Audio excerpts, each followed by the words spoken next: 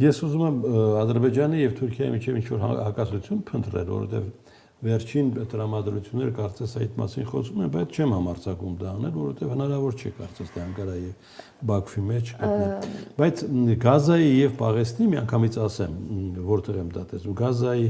եւ Պաղեստինի նկատմամբ միջազգային ուշադրությունը Թուրքիային եւ Ադրբեջանին դնում է քաղաքական տարբեր ճամբարներում, չէ՞։ Գիտեք, ինձ թվում է դա միայն առաջին հայացքից է առայժմ այդպես,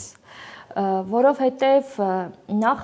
Թուրքիան ինչ չափով է ընդգրկված այդ գործընթացի մեջ։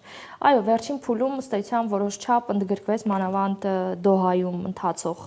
3 այսօր բանակցություններին Իբրահիմ Քալանը ըստ էության թուրքական կողմին է ներկայացնում եւ այո Թուրքիան արդեն ունի որոշակի ներգրավվածություն։ Մյուս կողմից փաստերը ցույց են տալիս, որ Թուրքիան նույն Իսրայելի հետ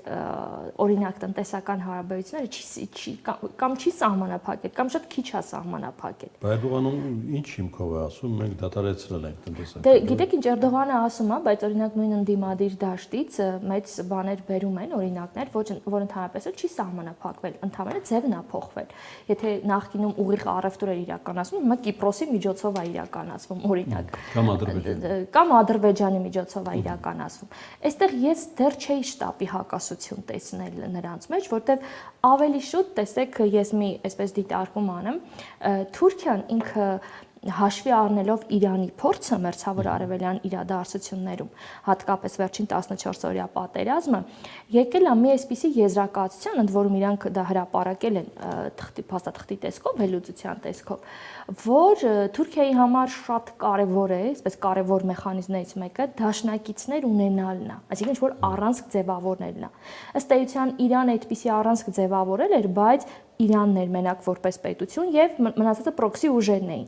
որը փաստորեն չաշխատեց։ Թուրքիան սա դիտում է, որ ինքը պետք է առանցք ձևավորի պետությունների հետ, ու որպես այդպիսի պետություններ այդ փաստաթղթում նշված Ադրբեջանը, այսինքն եւ մենք տեսնում ենք արդեն կամած Ադրբեջանի ներգրավվածությունը Սիրիայում, տեսեք նավթամատակարարում, որոշակի հարթակատրամադրում, փորձում է միջնորդական դեր ստանձնել Իսրայելի ու Սիրիայի միջև չի բացառվում, որ Գազայի հետ կապված ինչ-որ գործընթացներում էլ փորձեն այսպես օգնության հասնել ավելի շուտ Թուրքիային։ Նշում է նաև որպես այդպիսի պետություն Սիրիային, Հյուսիսային Կիպրոսին եւ Պակիստանին։ Այսինքն շատ ավելի հեռուն գնացող, շատ ավելի այսպես լուրջ քայլերի նախապատրաստելու մասին է։ Թե իրականում ինչպես կաշխատի, դժվար է ասել, որտեղ այստեղ իմ կարծիքով դեր կխաղան խոշոր տերությունների դիրքորոշումները։ Դե ամեն դեպքում Պաղեստինի շուրջ անսպասելի բաներ է տեղի ունենում, ճանաչում են Պաղեստին պետությունը։ Ճանաչում են այո Պաղեստին պետությունը եւ տեսեք Թրամփի ուրեմն ծրագիրի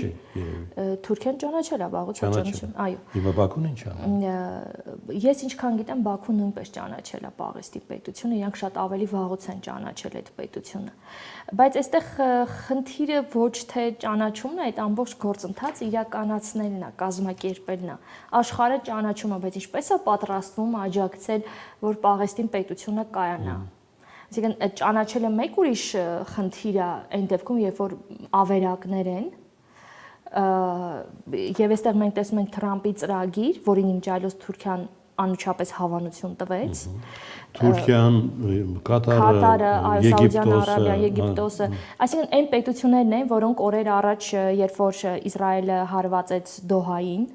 Համասի առաջնորդներն էին այնտեղ, դրա հիման վրա հավաքվեցին եւ ինչ-որ քննարկում արեցին։ Եվ անգամ օրինակ արևմտյան մամուլում այսպիսի վերնագրեր կային, որ արաբական, մուսուլմանական ավելի շուտ ՆԱՏՕ են ցանկանում ձևավորել, իհարկե, որ մի փոքր անհավատալի է, որտեղ բոլոր պետությունները առաջին հերթին շատ կախված են նահանգներից։ Իմջայլոց Թուրքիայի հետ կապված նշեմ, Թուրքիայում այս օրերին շատ մեծ վեճ է ընթանում իրանց ուրեմն կան այդ ուղաթիռների որպես ազգային արտադրություն ռազմական կործանիչների մասնախոսք այդ ծրագրի հետ կապված, երբ որ Հական Ֆիդանը Վաշինգտոնից վերադառնալուց Նյու Յորքից ավելի շուտ հայտարարեց, որ այդ ծրագիրը կանգ է առել տեսեք, իրանք տարիներով թուրքական հասարակությանը ասում էին, դե այդ հարկեր է, ամեն ինչ մենք գնում ենք ռազմական արդյունաբերության ոլորտի վրա, ոչինչ որ մեզ F-16 չեն տալիս, մենք սեփականն ենք ստեղծում։ Եվ հիմա ասում են ծրագիրը կանգ է առնում, ինչի, որովհետև շարժիչներ չկա։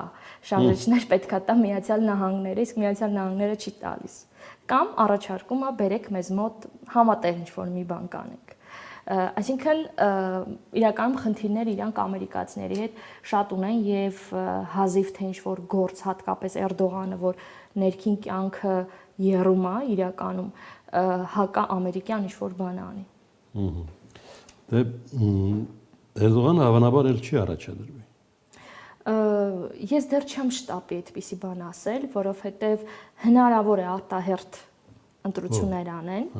Եվ որը հերքում է ինքը։ Ինքը առայժմ հերքում է, բայց տեսեք 28 թիվն է, 2028։ Դեռ տեսնենք ինչ տեղի կունեն։ Այսինքն այս որպես տարբերակ չպետք է բացառել։ Չնայած կարծես թե այնպիսի դիրքավորում է փորձում ապահովել, որ իշխանության տրանսֆորմացիա լինի։ Թուրքիան Հայաստանի հետ հարաբերությունների բարելավման ինչի մասին խոսեցինք սկզբից, չէ՞, այդ փոքր քայլերով մոտենում է մեծ քայլին, թե ուղեփակոցը առայժմ հայ-ադրբեջանական համաձայնագիր։ Ես վերջինից սկսեմ, ուրեմն իմ կարծիքով ուղեփակոցը հայ-ադրբեջանական հարաբերությունները չեն։ Ես միշտ այն տեսակետին եմ եղել, որ Ադրբեջանը այստեղ ընդհանրապես Ադրբեջանին Թուրքիան օգտագործել է որպես միջոց, որպես գործիք Հայաստանի հետ հարաբերությունների չկարգավորման ու իրական պատճառները ուրիշ տեղ պետքա փնտրել։ Իսկ թե Թուրքիան ինչ քայլի կգնա, իրականում դժվար է ասել, որովհետև տեսեք, սահմանի փակումը եւ ընդհանրապես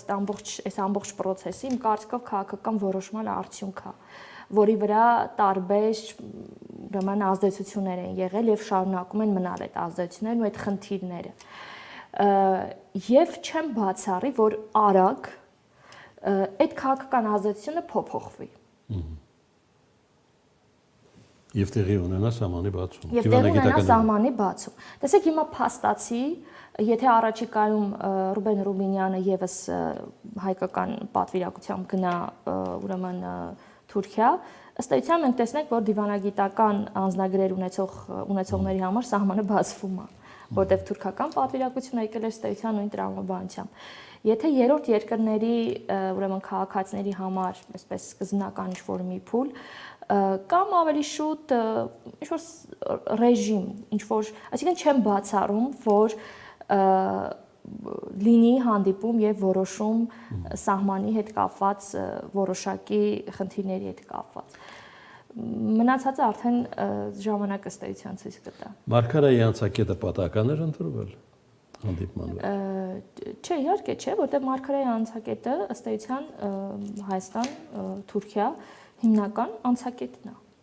որը նաև հայկական կողմից ընդհանրապես խորհրդարանության ժամանակ էլ հիմնականը դա է աշխատել։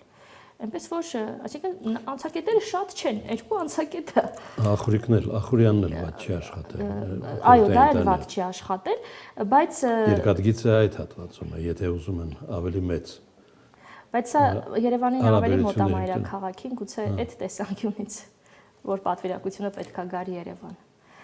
Այնտեղ ավելի շուտ գիտեք, ես կարծում եմ ախորիկը կօգտագործվի այն երկու դեպքում, երբ որ արդեն կոնկրետ ծրագիր լինի անի կամուրջի վերականգնման հետ կապված, իսկ որ կողմերը հանդիպեն սահմանագծին սիմվոլիկ ու ոնց որ մեկնարկ տան այդ վերանորոգմանը կամրջի կամ երկաթուղու հետ կապված ինչ որ գործընթացում։